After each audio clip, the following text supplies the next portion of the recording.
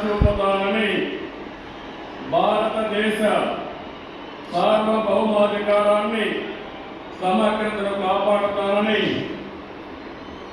ఆంధ్రప్రదేశ్ రాష్ట్ర ముఖ్యమంత్రిగా నా కర్తవ్యాలను శ్రద్ధతో అంతఃకరణ శుద్ధితో నిర్వహిస్తానని భయం కానీ పక్షపాతం కానీ